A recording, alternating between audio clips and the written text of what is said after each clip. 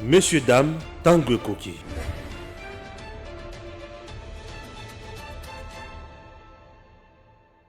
Bandeko Balandi, merci et Nzambe abate la Congo, Nzambe abate la Batonyonso.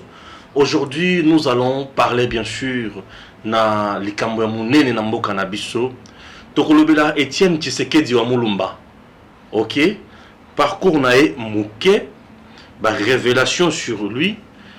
Première partie, deuxième partie tokolobela lisusu likambo ya parti otobengi RDT. RDT aujourd'hui est allé au centre ya conflit tozoyebate na Nikolo parti RDT. Ezali na mutu oyo abimi alobi RDT ezali yaye alobi na kati ya RDT bazo traiter ye escroc. RDT elongwe na maboko na ye ndenge nini ekomi na maboko ya mutu mususu. E mutu mususu wana azo yango ndenge nini.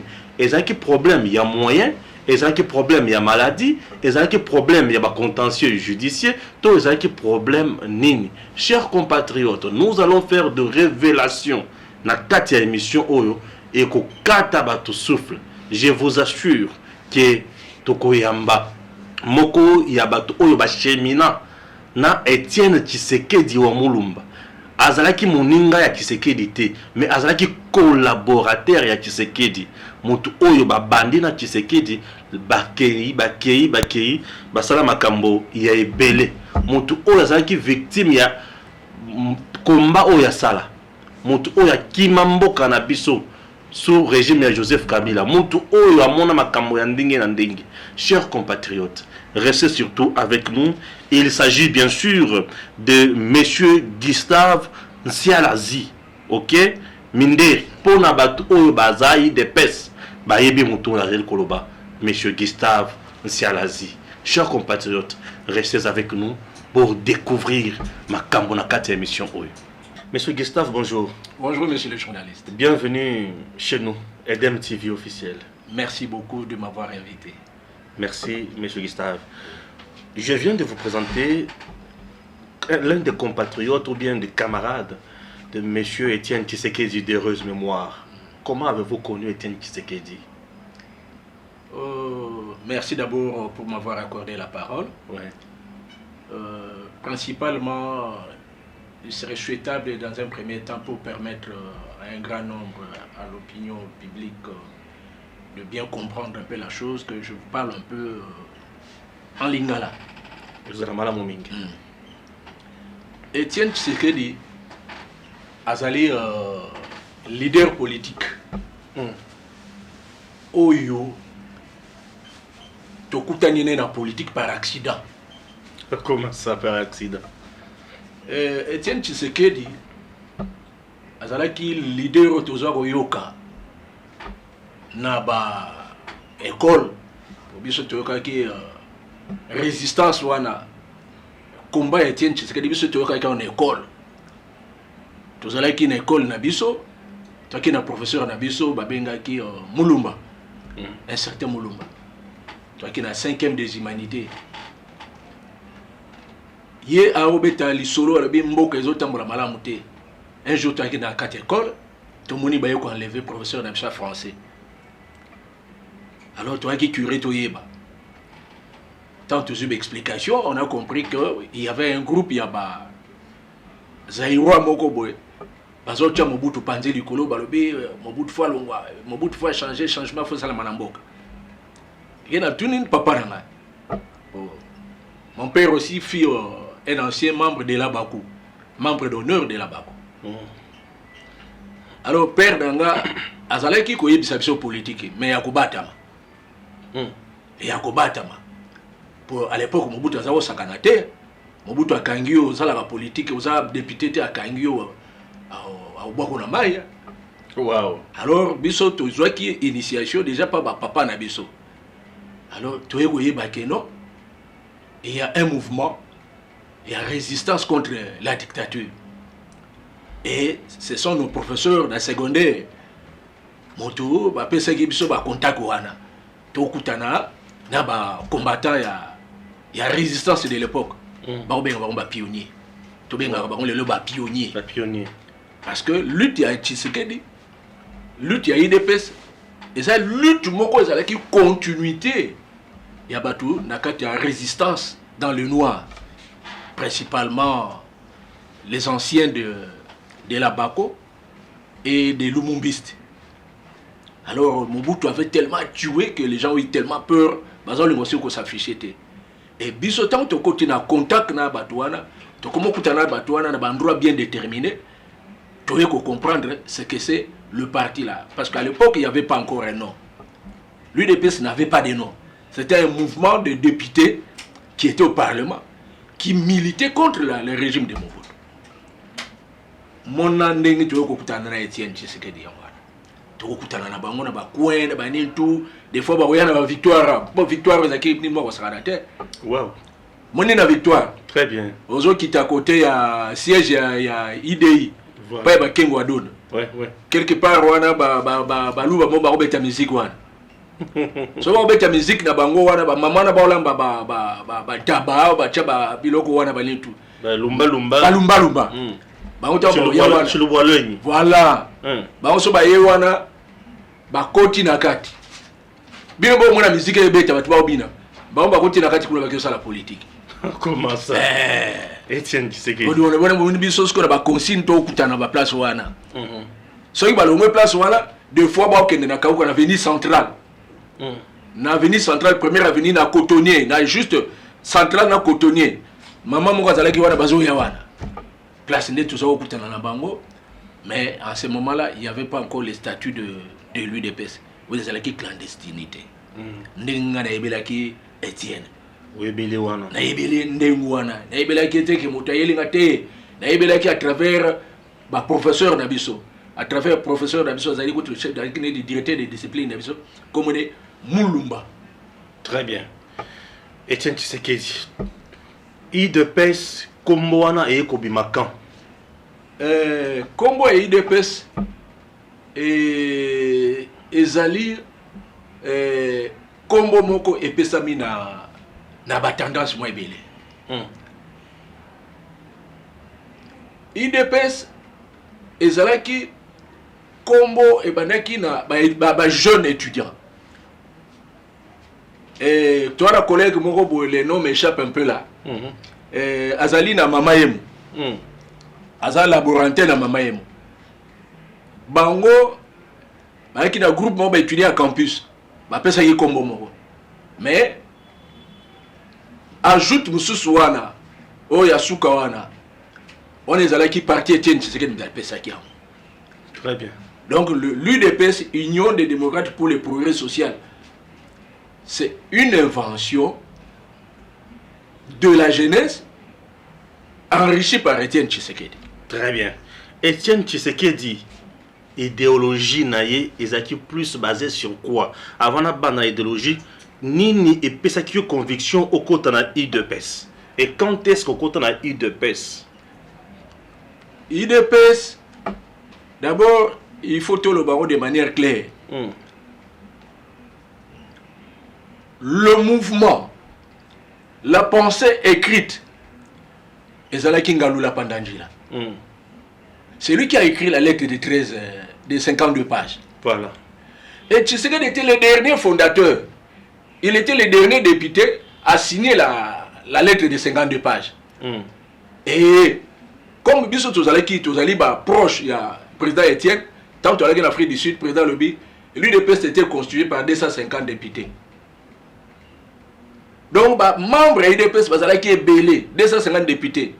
Mais, Oyo, qui a signé la lettre de 13, Bazalaki Mouké. Pourquoi? Quand Tshisekedi a signé lettre, Mobutu a eu information que lettre a circulé en coulisses. C'est alors qu'il s'est précipité rapidement pour avoir déposé lettre dans l'ambassade. Il y a une lettre de 13 parlementaires. Mais il y avait plusieurs députés qui étaient déjà d'accord, qui avaient déjà pris l'option, il y a signé le Koana.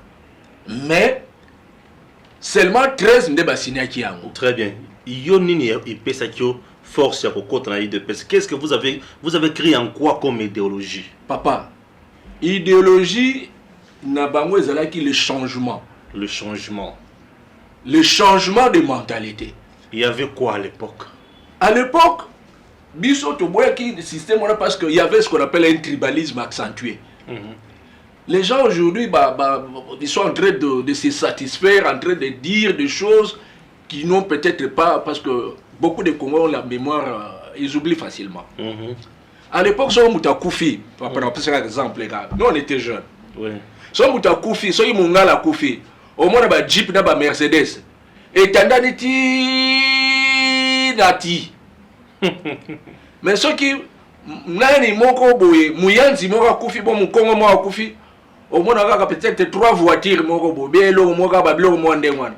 Alors il y avait ce qu'on appelle insolence de la richesse. Il y avait une injustice sociale criante.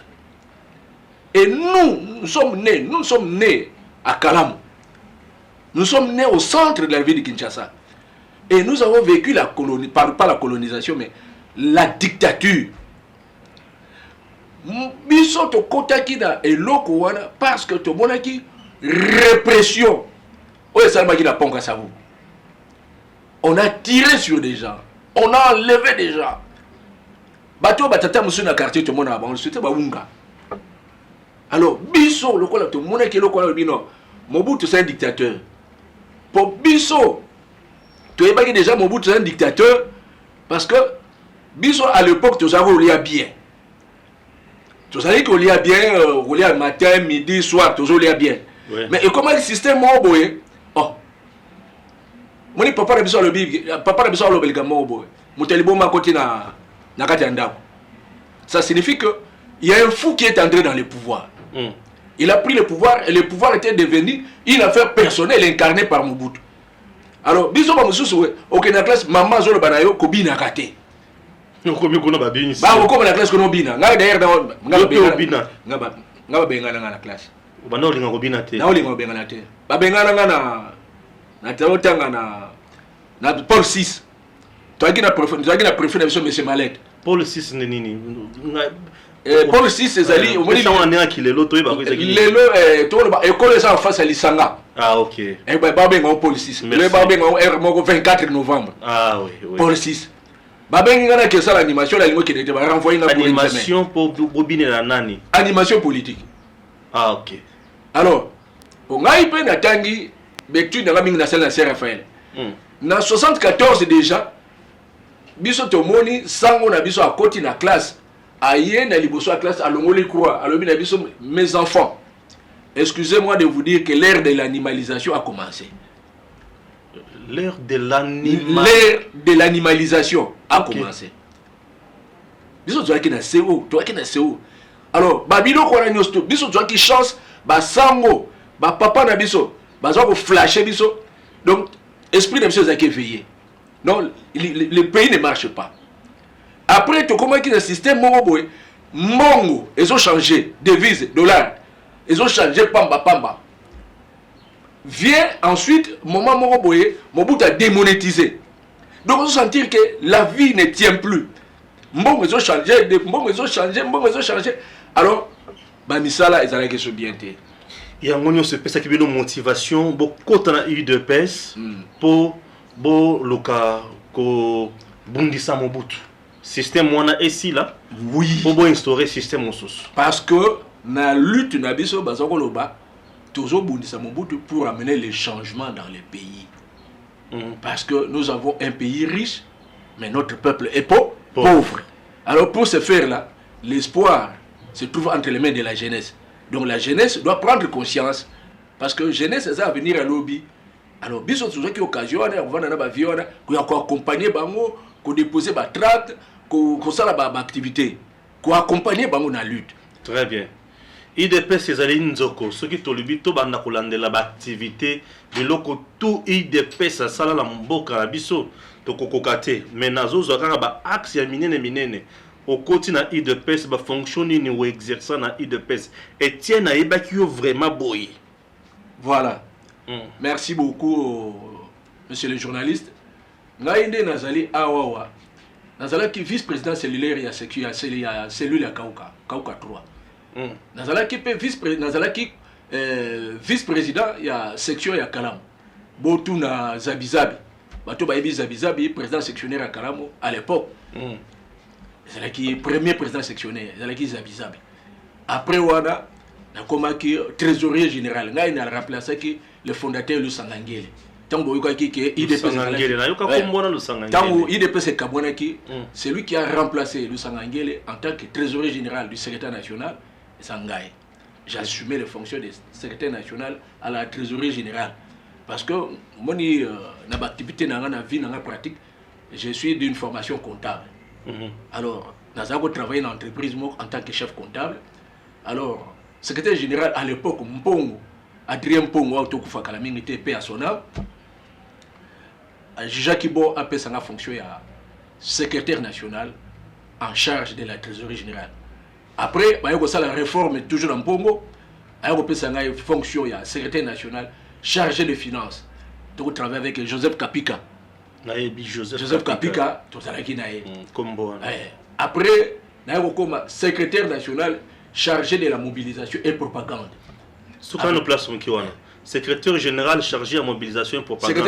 Secrétaire national. Secrétaire national. Vous avez un document où il a sa nomination na secrétaire général de mobilisation. Na cadre de mobilisation. Vous avez un certificat. Certificat nana ezali yango awa. Voilà. Mi balé yango ba secrétaire ezali awa. Voilà. Maestro Gims, où tu as un brevet de voilà. IDPS, commune, secrétariat national, département de l'idéologie, de la mobilisation, de la propagande, de l'implantation et de la formation des cadres. Brevet de participation, signé bien sûr par le secrétaire national Roger Gisanga à Guidiata. Voilà. Récipiendaire. Ok. Yeyo. Nsialazi Minderi. C'était numéro 45-20. Nabanzi qui est comité à Kalamo et consort.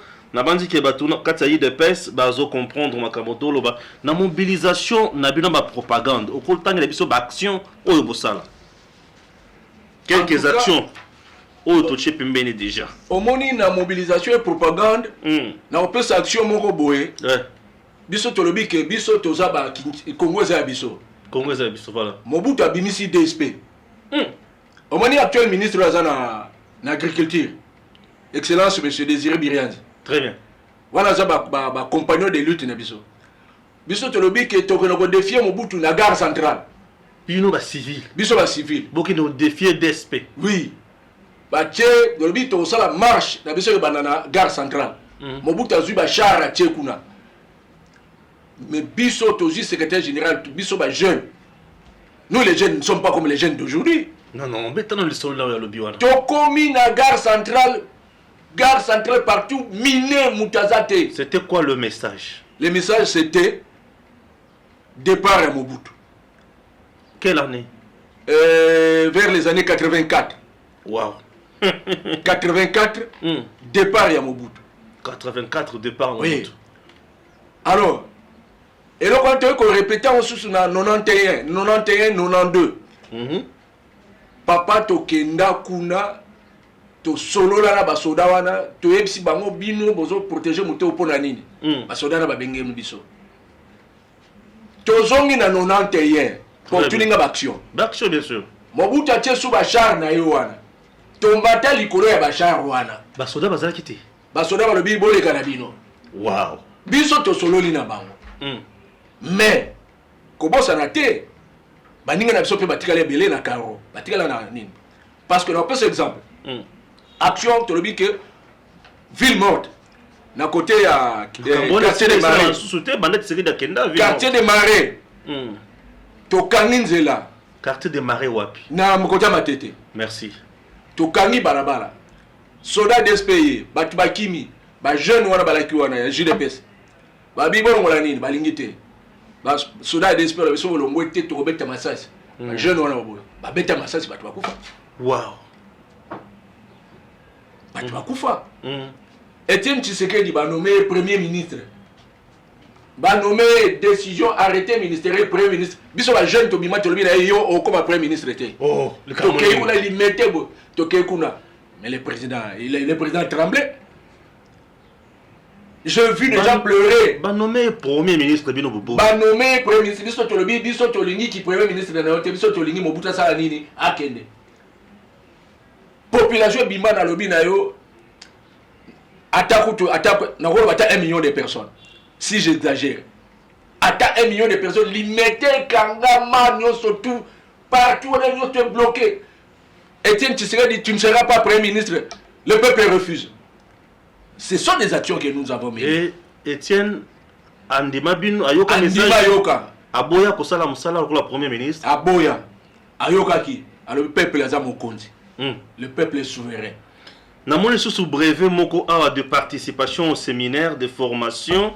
Bon, et ça presque à ma mobilisation propagande. Hein? Oui. Bah brevet conso. Bon, la question le sous, batu bazo le baké UDPS a formé à batouté. C'est oui, faux. Ndé information ngana koma siko. Omoni papier oyo. Ezali oyo. Attestation yanini, il fait sa forme. Fondation Jean Jaurès. Au parti socialiste français. Parce que nous sommes toujours en formation à ANC, toujours en formation dans le Parti socialiste français, toujours en formation dans le Parti socialiste belge, toujours en formation dans le Malien, toujours en formation à Wawa, dans l'entreprise, net formation au français. Comment on gère une province? Il y a un papier. Comment on gère une province? Comment on gère une entité décentralisée? Très bien. Comment on gère une entité déconcentrée? Bajiraka commune ndenge nini, bajiraka province ndenge nini, pe bajiraka gouvernement central ndenge nini. Wana makambo tu bolanda on a yango ezali na kati ya mukanda. Je vois. Bakomi Fondation Jean Jaurès. Oui. Très bien. Parti socialiste français. Alors, les gens qui parlent de l'UDPS, oh non, l'UDPS n'a pas formé les gens. Mais ces faux sont de fous, sont des malades. Ils ne connaissent pas le parti. L'UDPS a un programme de gouvernement. L'UDPS a un projet. L'UDPS a un projet de société. Puisque parfois, aujourd'hui, l'UDPS a tourné à comprendre ma camoté. Non, ce sont des gens qui ne comprennent rien. La lutte de l'UDPS, c'est le changement de mentalité. On commence le changement par d'abord les enfants. L'éducation à la base. Ça, c'est pour les enfants. Pour les jeunes. L'encadrement, les jeunes étudiants, parce qu'il y a les jeunes, ce qu'on appelle la jeunesse œuvrée et la jeunesse désœuvrée. Les étudiants ne peuvent pas payer les études. Les étudiants, il faut les encadrer. Et maintenant, le changement, dans ce qu'on appelle, pour amener les changements en ce qui concerne les adultes, c'est la justice. Très bien. Parce que adulte, faute, il faut être bas à la juger. Il faut les encadrer pour discipliner. Le côté caché ou mystique, il y a Etienne Tshisekedi. C'est incarnation Etienne Tshisekedi. Moi, par exemple, au Kassai, je suis du Kassai central. Etienne Tshisekedi a limwaka. Je ne comprends rien. Le côté caché à Etienne Tshisekedi, un côté mystique, charismatique, c'était comment? La vérité, mon place. Etienne Tshisekedi n'était pas mystique. Etienne Tshisekedi était réaliste. Etienne Tshisekedi savait faire la lecture de la situation politique. Asimbata qui c'était? Papa. Qui ici?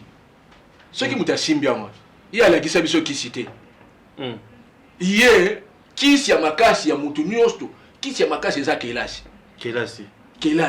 Ma qualité à Etienne. Tshisekedi a été à l'école de l'homme blanc. Il a été à l'école au besoin de comment réfléchir. Il a été à l'école au besoin de la vérité, au besoin de la sincérité. Tshisekedi a appris la science. Et quelle science? Il a fait le droit coutumier. Ah oui.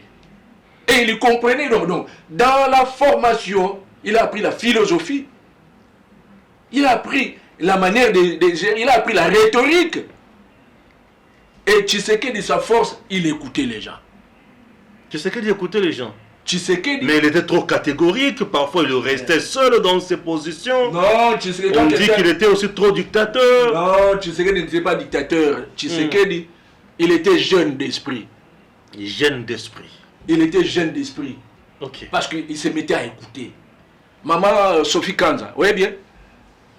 Premier docteur Moi, si elle est bosso avec le docteur, oh, ça là, oh, bolo basi, l'héros de la politique, mais tolingi basi à qualité. Maman, on a été comme ministre de la commerce, à tout le monde, au moins, commerce, place où ça la fois. Fikine. Fikine, banda quoi. Ouais. Moutatonga Sophie Kanza. Sophie Kanza. Voilà ma réalisation d'ailleurs. Il y a moi, elle a qui docteur en éducation. Alors, la technique de l'écoute en vue de l'excellence. Tshisekedi a profité de cela. Il savait écouter. Et pour écouter, il faut se mettre à la disposition des autres. Et pour se mettre à la disposition des autres, il faut savoir s'asseoir. N'apprécié Awawa, cardinal Mosengo, paix à son âme. Alors, une phrase Moroboé. Excusez-moi un peu les termes. L'intelligence ne se trouve pas dans le cerveau, mais ça se trouve dans les fesses. Parce que s'asseoir, savoir s'asseoir, et pas ça mis la motivation dans le bureau. L'intelligence ne se trouve pas dans le cerveau, oui, mais dans la fesses. manière de s'asseoir, dans les fesses. Si on va dans le bureau, on travaille de 8h à 15h, en train de réfléchir, ce n'est pas donné à tout le monde. Quand on est à l'université de 7h à 18h, ce n'est pas donné à tout le monde. Bateau basala à l'école bouchonnière, basala à Kima, Bakima Apoane. Ah, qu'on va vendre dans la classe. Il s'ennuie. Bateau basala à incompétent à Moussala, Bavana à la biroté. Pour l'année, intelligence, cerveau est allé, mais tant on a. Il y a qu'on vendre. Il y a qu'on vendre ça, hein? Oh, excusez les termes, les habitants n'y en ont. Les habitants n'y en ont. Oh, balobi école, basoko passe. Et il y a l'accès. Pour les nous, on va dans la banque non conforme. Mais Nima Garovan a barapos à Mayele, Poko Mamoto. Très bien. Etienne Tshisekedi Azalaki Moto. Il n'était pas corruptible. On nous dit aussi qu'Etienne Tshisekedi, avec Mobutu, Nabutu, Babetije, Moussoussou, Namoyi, Abomisibat. Maman, papa. Oui, papa. Oui. Etienne Tshisekedi Azalaki Moto. On peut ce exemple. Tala Mukanda, Etienne a combien de tant que tu as la difficulté, voilà,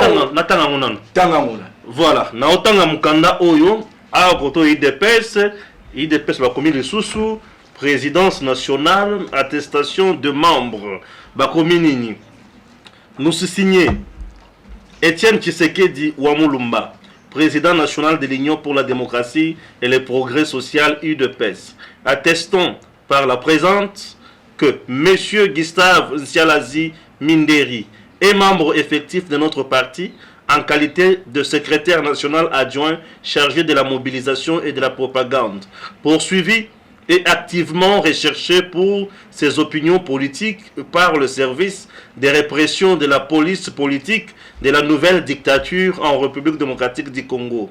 Il a dû quitter clandestinement le pays pour se réfugier en Afrique du Sud. Vu ce qui précède, nous prions aux pays amis, épris de paix, de justice et de liberté, ainsi qu'aux organisations de défense des droits de l'homme, de bien vouloir l'accueillir et lui apporter assistance et protection partout où il pourrait se trouver. Fait à Johannesburg le 19 juin 2002, Etienne Tshisekedi Wamulumba, président national. Yemokum doit signer. Oh, je m'en ai signature originale. Il y a Etienne Tshisekedi. Parce que la signature mingi a le kouta ils allaient. Mais oh ils allaient original. Signature originale il y a Etienne Tshisekedi yango yo. Oh ba benga yango na vraie signature na yango. Ozo mona. OK. Ah wawa. Ozo mona. Etienne Tshisekedi son côté na bureau na ye.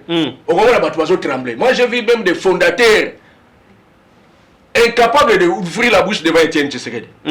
Mais biso tola qui ba compagnon de lutte na ye. Nous sommes des Tshisekedistes. OK. Biso tout ça ba compagnon de lutte na ye. Attention. Tshisekedi avait ses amis. Nous étions ses amis. Nous on mangeait avec lui. Nous on parlait avec lui. Mais on n'était pas ceux qui n'étaient. Quand il fallait dire oui, oui, lui c'est le parti. À part le parti, rien. Lui ne vivait que pour libérer le peuple congolais. Très bien. Il disait, si vous pouvez faire une action, poser un acte privilégier toujours l'intérêt du peuple. Très bien. On a préféré... Privilégier toujours l'intérêt du peuple. Évoluons. Tout ça, quand on a eu de pèse. Alors, il y a aussi quelqu'un qu'on peut appeler aujourd'hui Félix Antoine Tshisekedi Tshilombo. Quand est-ce qu'on a vu Félix Tshisekedi Tshilombo dans Katia IDPS? Dans Katia IDPS, le président actuel, le président Félix, pour la première fois, effectivement, parce que politique, comment on a mis en œuvre. Pour la première fois, en tant que président, il y a membre de la commune XL. Il y a une réunion, il y a conseil des ministres, il y a secrétaire national, il y a IDPS, en 2008. Ok. Il y a 3. Il y a un collaborateur dans la section XL. Il y a Belgique, pour la première fois, il y a se familiariser, il y a quitter pour banda combat sur place au Congo. Et Etienne Félix Tshisekedi a bio. Même la pression imagine. Félix a bio lobby. Il y a président Etienne Tshisekedi a parce que il y a benga Ziminderi. Zela. Tolungo na page à Etienne. Toi ce qu'on a page à Félix Antoine Tshisekedi. Le président Katia IDPS. Est-ce qu'il y a bio? Parce que l'élection tokene ki biso mi balé na élection. Il y a zalaki autorité morale na biso. Il y a une autorité morale. Alors, il peut comme président d'honneur. Félix Tshisekedi. Oui. La élection, élection, il y a une élection, il y a 2018. IDPS a une élection seulement avec deux structures. Donc, deux structures. IDPS na RDT. Donc, comment on a RDT? Le président Félix Tshisekedi, lorsqu'il était encore dans Katia IDPS, puisqu'aujourd'hui, Azana nous a IDPS à partir de Pembeni, constitution et pétition. Alors, dans Katia histoire, pour révéler ma camp. Monsieur Gustave est là, à Lati, moi chapeau mon Pembe. Ouais, tu m'y mets Taliban. Ouais, bien Taliban. Ouais, tu es Afrique du Sud. Ah, photo de l'Afrique du Sud. Ah, tu es Afrique du Sud, tu es c'était à l'occasion de quoi? Ah, on a commission préparatoire, il y a congrès. Il y a des lignes. Vers 2008. Voilà, je vois. Vers 2008. 2008. Le président Félix est là, derrière monsieur Gustave. Ah, ouais, aux âmes au président Félix. Ah, ouais, biso tout ça va continuer. Au moins, secrétaire exécutif Gauthier Diatezoula. Très bien. Ah, secrétaire général, secrétaire exécutif. Merci. Nache Pembeni. 2008, c'est une élection. 2018. 2018 plutôt. 2018. Pour comprendre, nous ne saurons pas que Pesa Makambonyon sur IDPS. IDPS, c'est un zoko. Na maïmatali lutte. Tout le belangunda munambo potoko tasu na makambo mususu. Pour émission ezana no mulai. Voilà. 2018, tu moni que tu es président, il faut affronter l'élection. Il faut affronter l'élection. Ouais. Il faut changer de comportement. Il faut changer de comportement. Wana yo zanani. Nasa secrétaire national. Très bien. Nasa secrétaire national. Alors, tant que tu as une élection, tu es obligé, la première élection d'abord. Parce que faut rapidité, quand on a l'élection d'abord. L'élection 2006, 2000 machin. Non, 2006 c'est Bokenda. Tu 2011 c'est Bokenda. Là, tu as livre. On tombe le mouton à Kenda. Comment livre. Etienne Tshisekedi sur Internet. Réponse à diverses questions. Voilà. Si on a un livre, on poser ma question. Interrogation, permettre les choses de affronter l'élection. Tu as une élection. Tant que tu as une élection, il faut que tu aies une élection à Souka. Tant que tu as une élection, tu décides qui tu as une élection avec Etienne Tshisekedi. Mais, tant que tu as une élection, tout le monde a dit que Etienne a gagné l'élection. En 2011. Oui. Etienne a gagné l'élection. Tout le monde a dit que tu as une élection. Oh, il y a un bon monde à l'élo, il y a un bon élection. C'est l'IDTP. Il y a une dynamique Tshisekedi président. Soutien Etienne Tshisekedi sans condition. Pour bloquer, il y a un nini. Il y a un monde qui va. Bateau au Moniwana. Diomi, Franck Diongo, dynamique Tshisekedi président. Bon, dynamique DTP. DTP. Dynamique Tshisekedi président. Soutien Etienne Tshisekedi sans condition. Vous dites un système, vous dites un belga. Tu as fait un côté, tu as fait un mandat. L'élection, le président Félix Néni Kabila triché. En 2011. Alors, Etienne Tshisekedi Kanga, John Bakanga qui est à prison. Mais, comment dit, prison pas d'habitude, ils ont dit que gravité. Pas d'habitude, ils allaient monter à aucune prison, ceux qui a commettre faute. Mais ceux qui commettre des fautes, ils ont lutté pour libérer le peuple. Nzamba yebi. Pe. Mokili eko futaye. Tu le sais, les Makangwana, tu es Etienne Akei, tu es présidenté, tu vas Ndiwana, tu sais ce qu'il faut faire. Il faut qu'il y ait au congrès. Il faut qu'il y ait au congrès. Congrès au Bengakia, au Apeseki Belchika. Bengi Belchika, président Lubino, parti et comme il y a un problème ébélé, et ça plus de 30 ans, tu as une élection, tu as un congrès, il faut que tu aies un congrès. Alors, président Olumula, Moubak, à suspendre par la décision 056, les traitements des incompétents politiques. Alors, on lit Massamba, bureau, il y a Massamba. Alors, on lit Bango, fautif administrativement, politiquement parlant, incompétent. Alors, on lit Massamba, bureau et secrétaire national Mobimba. Alors, on lit Bango, bureau et comité national, parlement Nabiso, Moubak, alors, on lit Bango. Persi Siko charge la Belgica. Avec la commission préparatoire, il y a congrès. Place de Routana, Félix Siko. Ça dit le Kouana, la résolution, tout, tout le congrès. Mais ça a mis que, par exemple, Belgica, na incompréhension, vision, ils ont coïncidé dans la vision à Etienne Tshisekedi. Alors le président va maintenant nommer Albert Moleka comme assistant et porte-parole du parti. Place au monde à présence jusqu'à l'apparition de Moubagena Bamavoum. Vous comprenez? Alors, place au monde à jeune. Jeune, moi, Bimiga, côté de la structure à partir de la sommet. Alors, moi, Boulou et Kemogo Bandigo, Cocotte, moi, Mouké. Alors, le président Tshisekedi va juger bon, il y a un ordre. Il y a un congrès, 12e relimité. Premier congrès IDPS. Donc, il y a un congrès IDPS, congrès Salami très bien, mais malheureusement, tu as un problème. Les résolutions du congrès ont posé des problèmes parce que l'application d'un mot, moi, ma contradiction est salamaki. Et le président Tshisekedi avait commis l'erreur de modifier les statuts. Et il a modifié les statuts et il a demandé à Bruno Tshibala d'aller déposer ces statuts-là auprès du notaire. Le statut voté au Congrès, mais modifié par lui, et ça crée des problèmes. Pour là, ce monisiko, moi, alors, tant que le problème est le président Tshisekedi était vraiment embêté. Tant qu'il y a une élection, le président jugeait bon, il a nommé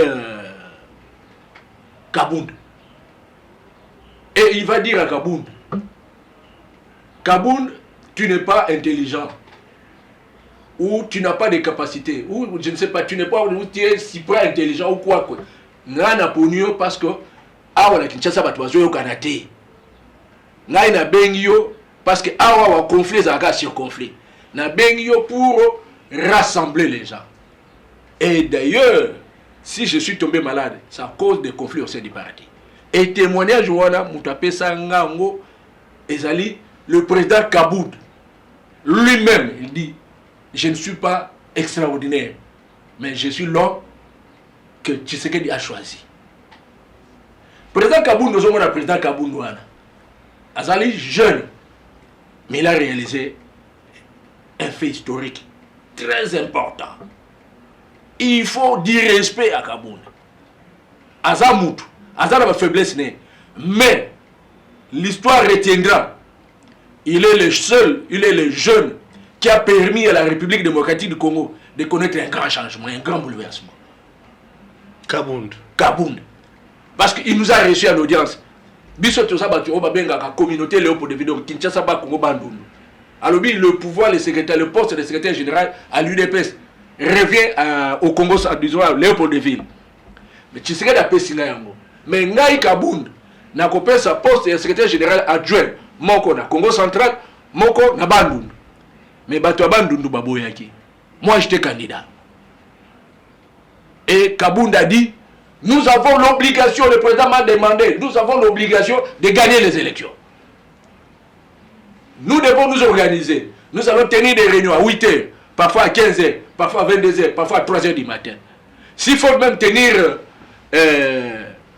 propos ou ma stratégie, tout ça est là. Et à la fin, nous avons mis des stratégies à nous pour amener les changements dans ces pays. Et nous sommes partis, Kabund avec l'IDPS, moi avec les RDT, nous sommes allés aux élections avec le président Félix, nous avons gagné. Merci, voilà. Jusqu'aujourd'hui, aux Akakana IDPS? Non. Aux Asikowapi? Bon, voilà. Tant que tu as commis à la veille des élections, gouvernement, Kabila, va changer la constitution, va modifier la loi. Va salir loi, d'abord configuration, il y a 26 provinces. Ensuite, passer les mosaïques. Oui, mosaïque. Créer ma parti politique. Or, loi ya ba mosaïque, on a parti au moko organisé. C'est à ce moment-là que biso to sali stratégie na biso ya mosaïque to sala en 1994 tant que la conférence nationale souveraine. Tant que na Etienne Tshisekedi la premier ministre grâce na loi wana. Biso pe to sali nini to yokani to créer ba parti ya ba mosaïque. Ba parti na biso moko pour to gagner ba élection. Mais tant que tu crées qui RDT, tant que tu crées RDT, on a tout comme déjà la deuxième partie de l'émission. C'est quoi RDT et le Bénin. RDT et le Rassemblement des démocrates tshisekidistes. Voilà. Mais pour créer RDT, il fallait avoir d'abord un parti politique. Notre parti politique s'appelait UDDS, Union des démocrates pour le développement et le social. Vous comprenez? D'accord, comprendre. Et la stratégie. Mais c'est pour accompagner l'IDPS. Donc, l'IDPS a sali soleil, biso tout ça, la planète, monsieur, toujours gravité tout autour de lui. Mais mission de monsieur tout ça, nini, qu'on soutenir. Très bien. Alors, tant que tu crées IDDS, tu as commis près d'élection, biso IDDS, tu as qui parti à l'iboso et créé qui rassemblement. Au moment où les 15, les 18 et 19, oh, et c'est là qui initiative n'a biso. Et c'est là qui faut eu l'una caméra. Non, caméra c'est là qui caméra c'est là bango bango yo. Tant que tu crées la ninouana. Et c'est là qui biso ba oh yo yo. Tu crées qui est le kouana. Tala ba macaron na biso. Tu lité na bango ensemble. La caméra yo. Oui. Yo za awa, caméra za awa. Voilà qui en tant que président il y a UDDS, président national il y a UDDS. Badi Bangape, Yopi Oza. Oh, Badi Bang en tant que président il y a commission, commission il y a parlementaire, il y a UDPS, il y a parlement. Parlement. Groupe parlementaire. Groupe parlementaire, il y a président groupe parlementaire UDPS. Voilà. Alors, on a Mouyambo. Mouyambo. Mouyambo awa yetanga ya uyoki ke pression la zali awa photo le mola Kabila Mouyambo uti katanga ye awa nganga zawa lisanga bonganga omoni nga moko na pointe yo moko zawana nga mona zawana donc besoin de to créer et loko dynamique on a un changement on va un rassemblement nga ina opeso problème na opeso exemple Fayoulou le président Fayoulou toki ko recruter le président Fayoulou ya kana rassemblement opposition abimisi portable na ye alobi tanga na Jacques. Alors, il y a des gens qui ont été traîtres, mais quand on a dit Simbi, très bien. Donc, mais c'est les journalistes congolais qui sont opportunistes au Saganate.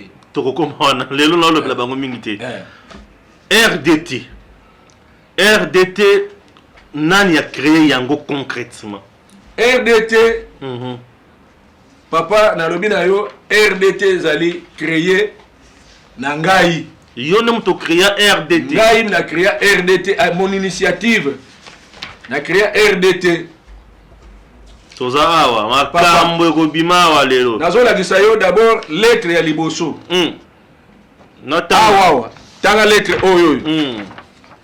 Procès verbal d'engagement de l'UDPS. De l'UDDS plutôt. Oui. Pour la constitution d'une plateforme politique et électorale. Conformément à la réunion tenue le 21 mars 2018 au siège du parti sur l'avenue Longo à 33 dans la commune de Kalamou, la direction politique de l'UDDS a décidé de participer à la création d'une plateforme politique et électorale dénommée Rassemblement des démocrates tshisekédistes en sigle RDT. Cette plateforme s'ouvrira à d'autres plateformes, partis politiques, personnalités et associations de la société civile. Fait à Kinshasa le 21 mars 2018. Nsialazi Minderi Gustave, président national. Monsieur le journaliste, Tango Balobi qu'il faut créer un parti politique, pose à la plateforme. La plateforme a une arrêté ministériel, une notification. Bien sûr. Il faut d'abord la parti politique pour comme la plateforme. Si on communique à deux, il y a une notification. Alors, pour notre que je suis allé trouver un ami. Le président Labango a accordé un accord qui est parti d'abord contre la plateforme. Après, Singaï Moutunaye, alors bon, nous a engagé parti de la création de la plateforme. Deuxième document. Deuxième document. Procuration. J'ai sous-signé Madame Belize plutôt, Menayaku, coordonnatrice du parti Ensemble pour Justice et le Développement Humain. Et Jude, en sigle, autorise Monsieur le Président de l'UDDS à bien vouloir nous engager politiquement auprès de la plateforme où lui militerait, ok, et comme acteur politique de la vraie opposition en RDC. Nous acceptons les propositions de l'opposition, mais dans l'intérêt supérieur de la nation. Sentiment patriotique fait à Kinshasa, 22 mars 2018 pour Ejude Belize Menayaku. Voilà. Papier. T'as le document où le côté du ministère intérieur. Document où le côté du ministère intérieur. Il n'y a que deux partis politiques. Parce que RDT et Salami n'a deux partis politiques seulement. Voilà. Mais dans la partie politique. Nous avons Sialazi, Minderi, na Belize Menayaku. Voilà. Mais t'as le cachet aux Aliwana. Cachet aux Aliwana. Cachet aux Akoto. Cabinet Monsieur Sylvain Moutombo. Maître Sylvain Moutombo. Cabinet Monsieur Sylvain Moutombo. Hier, il y a un avocat qui a son conseil. Ah bon? Tanga yango, vous avez caché? Caché, cabinet Maître Sylvain Moutombo. Voilà. Hier, il y a un avocat conseil Nabiso. Mais, tant que tu as nini, Moninga Moko, alobi ngai na kota parti na ngai. Bakamati parti na bakota le vert. Il y a président Mata. Sauf que le ministère intérieur, la création, il y a parti wana Okumona, RDT est composé de deux partis politiques seulement. UDDS n'a le vert. Parce que EJ débat, c'est retiré. Très bien. Dans le document, il y a sorti officiel Nabiso Yango. Dans l'invitation Nabiso. Dans l'invitation Nabiso. Invitation.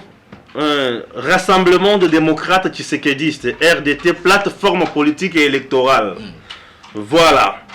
Excellence honorable Madame, Monsieur PNUD. Ok. Voilà l'invitation là-bas. Voilà. Le Rassemblement des démocrates tshisekédistes, en sigle RDT, a l'honneur de vous convier à rehausser de votre présence la cérémonie de sa sortie officielle qui aura lieu samedi 16 juin 2018. 2018 au restaurant New Vision est situé numéro de l'avenue Luambo Makiadi dans la commune de La Gombe. Voilà. Au moni programme. Auto salaga pour la sortie officielle.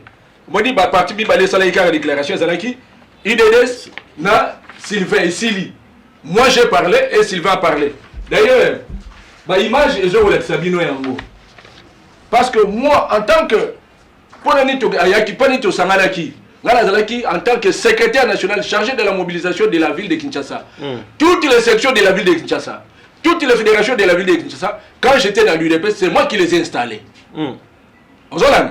Alors, à ce moment-là, le gars là, moi je ne le connaissais pas. Alors, tu as la sortie officielle de la date Je vois Maître Sylvain. Oui. Lui aussi. Et je vous vois aussi. Et bon, voilà. Donc, vraie situation, mais pour avoir comprendre, l'être qui président Kaboun, comme le président Kaboun comprend la situation très bien, parce que Maître Sylvain est membre, quand nous sommes partis aux élections, Sylvain est allé sur la liste de l'UDPS à Lukunga comme député national. Il a refusé d'être candidat du RDT. Il est allé, il s'est battu bec et ongle.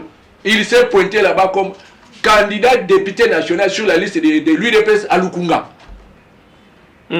Alors, quand on va publier les résultats dans Lukunga, il a échoué. Quand maintenant, on va publier des résultats, le RDT a eu des députés dans les Kasaï, et lui va se replier rapidement pour se faire au coordonnateur national du RDT. Mais, il est à la manœuvre, il s'attaque parfois au président Kaboun, parfois Kabouya, et le président Kabouya. RDT a combien d'élus? Il a 5 députés provinciaux. RDT. Et 2 sénateurs, un vice-gouverneur et un questeur. Très bien. Alors, félicitations. Dans la lettre, réponse, président Kaboun a commis la Guébisso. Parce que Parlement, nous avons saisi le Parlement. Voici la réponse du Parlement à son temps. À monsieur. Transmis copie pour information à son Excellence Monsieur le Président de la République, l'honorable premier vice-président de l'Assemblée nationale, son Excellence Monsieur le vice-premier ministre, ministre de l'Intérieur, son Excellence Monsieur le Président du Conseil national de suivi des accords de la Saint-Sylvestre, Madame la représentante de la MONUSCO, Monsieur le vice-gouverneur de la province du Kasaï oriental, l'honorable présidente de l'Assemblée nationale, provinciale plutôt, du Kasaï oriental, la MONUSCO, droits humains, Nasuka, Monsieur le secrétaire exécutif national du RDT, Maître Sylvain Mutombo. Wow. À Monsieur Nsialazi Minderi Gustave, coordonnateur national du Rassemblement des démocrates sécrétistes RDT. Soukawana. Président du Parlement. À commune. À Monsieur Nsialazi Minderi Gustave, coordonnateur national du Rassemblement des démocrates sécrétistes RDT. Alors, papier en tête du Parlement. République démocratique du Congo, Assemblée nationale, cabinet du premier vice-président. Pourquoi le ministère de l'Intérieur n'a pas réagi? C'était le 13 novembre 2019. Voilà. Donc, Bissonneto fonctionnaire, on a statut d'absolu en moi. Monsieur Sylvain, c'est vraiment quelqu'un avec qui on a cheminé tout bonnement. Donc, il a chippé et le Guabatou. Ah! Qui a enquêté? Donc, Sylvain a Ibi et le Guabatou. Aibi et le Guabatou. RDT Zaya Bisso. Mais et comment on dit parti politique? C'est quoi Bisso tu as dit que autorité morale à Bisso parce que tant que pas président Félix. Le président Félix a dit ne m'appelez pas autorité morale parce que ça c'est vraiment bon ben n'importe quel nom là. Bisso tu peux ça y combo les représentants les présidents d'honneur. C'est le président Félix qui m'entend. Il est le président d'honneur du RDT. C'est lui qui a battu campagne pour nos candidats. C'est le président Félix qui a battu campagne pour nos candidats. Les élus à RDT, ils reconnaître yo? Oui. Les élus, ils sont en bouche. Ils sont reconnaître yo? Mais oui, comment? Pour être candidat. Pour être candidat. Parce que la plus exemple, Ilunga. Chivouila. Est-ce que ça a la cotisation à RDT? Bango bazali na Kasai, baza ba impayé. Baza ba impayé. Mais c'est la terre à bazo foutamat. Mais oui, mais c'est ça le conflit. C'est ça le conflit. Bango ne bazali wana Chivouila. Il est du PPRD. Il est venu d'un RDT. Nous avons dit, laisse ce problème là-bas.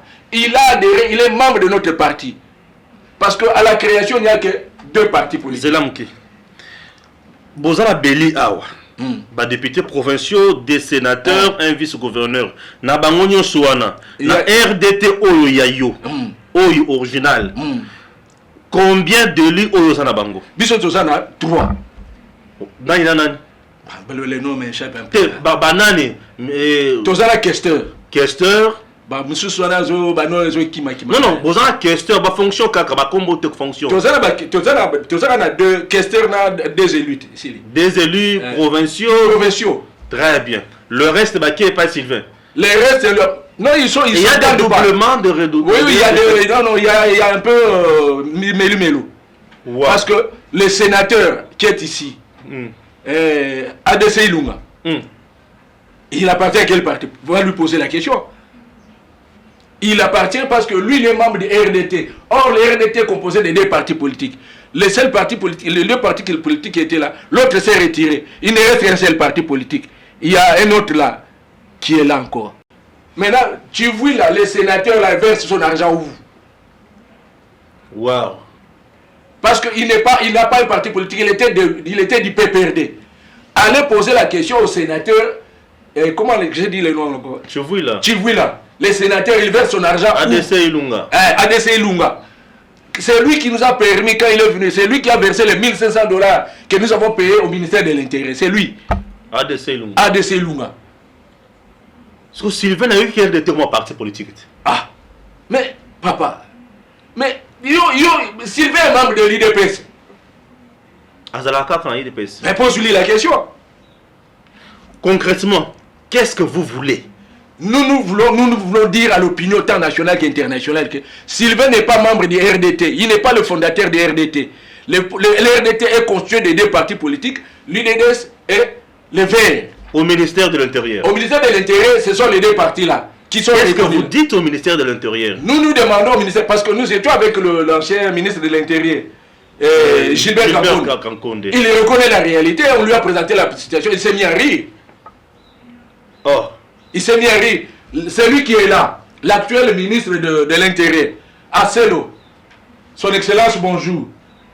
Nous vous demandons de trancher les problèmes et de ne pas prendre en considération ce que vous connaissez là. Nous savons que vous êtes le ministre de l'Intérieur. Sylvain était membre de l'UDPS. Fut membre de l'UDPS. Il s'est présenté aux élections sur la liste de l'UDPS à Lukunga. Il a échoué. Comment il peut devenir fondateur ou créateur d'une structure appartenant à des partis politiques qui possèdent des arrêtés ministériels? Et pour lequel il a été même ministre ici. Et il a été même ministre. Et bien vous avez... Oh, Bissot Tozali, RDT, nous et l'UDPS, nous sommes allés au pouvoir ensemble et nous avons gagné ensemble. Mais vous ne pensez pas à nous, vous êtes en train de nous maltraiter. Mais nous vous demandons tout simplement, il y a eu des erreurs qu'il faut corriger. RDT, ils ont la Bukavu, ils ont la Nord Kivu, ils ont la Katanga.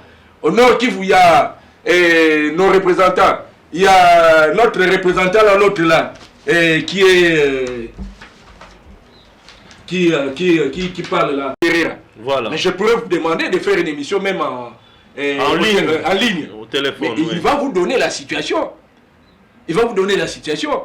Parce que Bissonnet aux allez. Sachez très bien que Maître Sylvain peut aussi chercher à avoir aussi un droit de réponse. Hein? Mais oui, mais il a son droit de réponse. Oui, on ne se convient pas. Bissot, tu as la statut de Yangoy. Statut à arrêté ministériel de Yangoy. Arrêté ministériel, il y a une idée de Yangoy. Alors, le fondateur, il y a parti de Bisso Bangoy.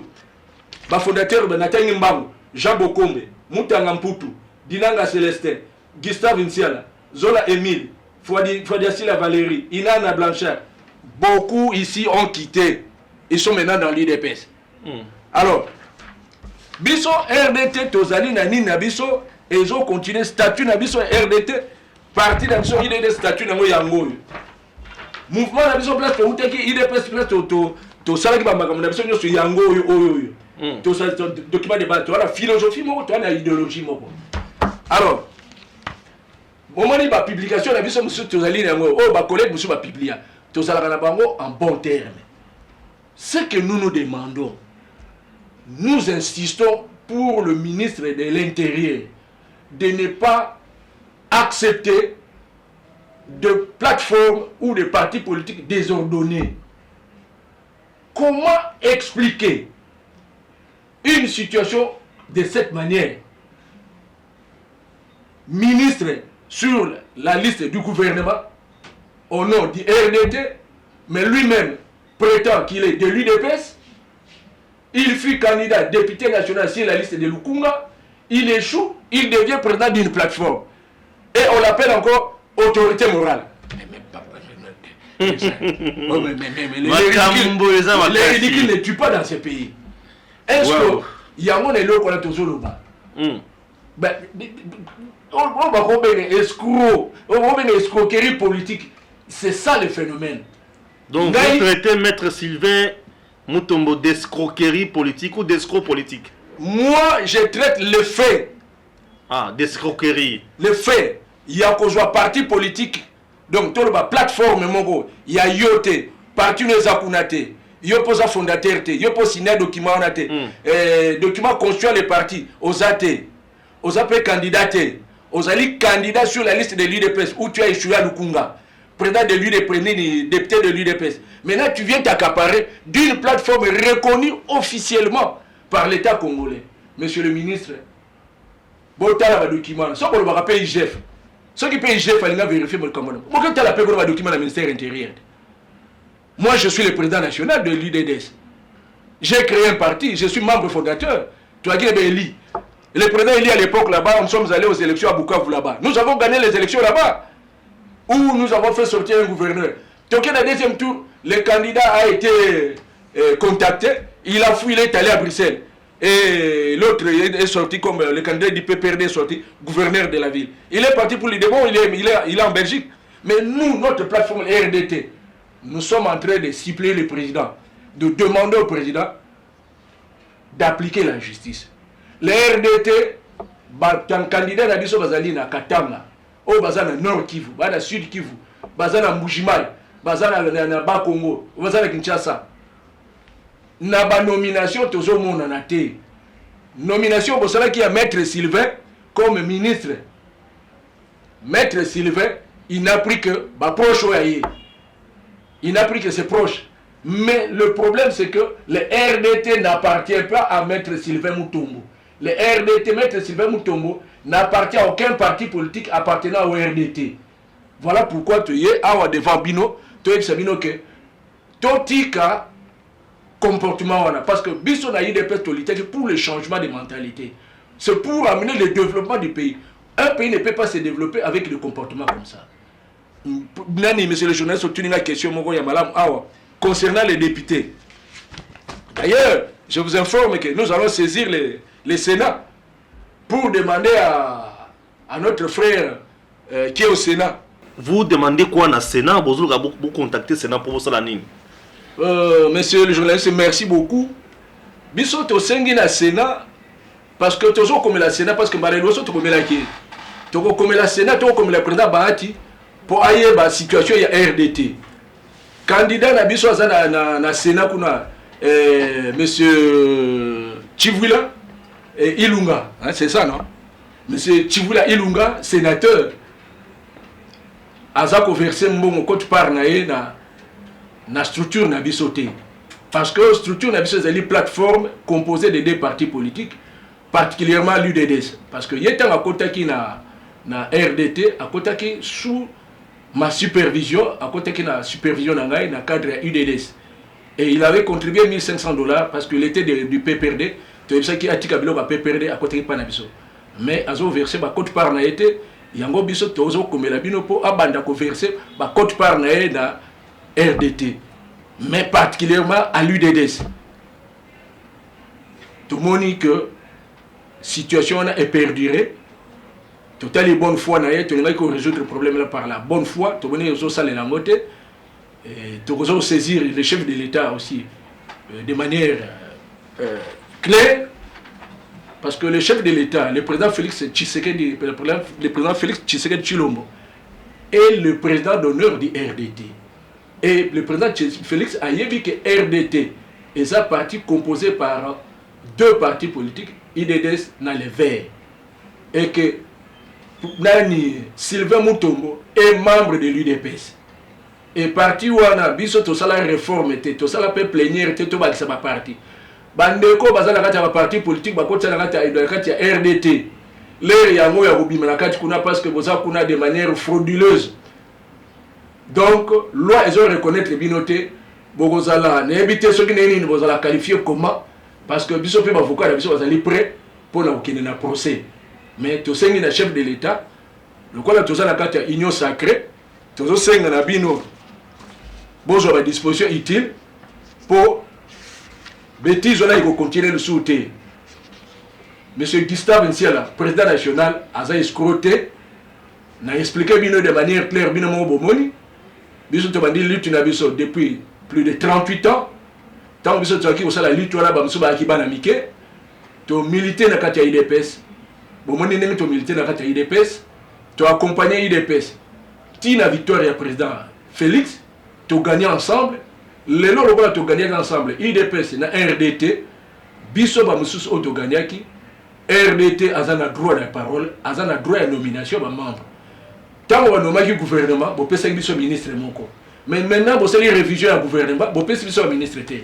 Tous les autres président de la République. Tant qu'on a nommé un mandataire à tenir compte de Gustave Nsiala, un mandataire et un parti. Président Kaboun, je vous félicite en tant que président de la réélection. Nous avons présenté vos félicitations. Nous avons préparé une action et à couper ça trophée. Nous avons participé à la victoire du président Félix. Nous avons mis changement dans Mboka Oyo. Toutes nos félicitations. Au revoir. Merci, chers compatriotes. Vous avez compris. Et une si riche émission, parcours élogié, il y a comme vrai combattant, notre bien-aimé Gustave aux côtés d'Etienne Tshisekedi Ouamulumba. Jusqu'aujourd'hui, victime, il y a Moussala Oya Salaki. Alors, tout Zoluka Mibeko Isala réellement Moussala Nango, car nous sommes dans un état de droit. Que le secrétariat technique Nakati, ministère de l'Intérieur, Alam de la Makambo, parti politique, Malam Alam de la Makambo, il y a plateforme politique et électorale pour être ESA en charge. J'espère que Makambo Kuzala, Malam Mingi, Misso Makasi, Ondo Kite Tezandoki, Misso Makasi. Merci et à très bientôt.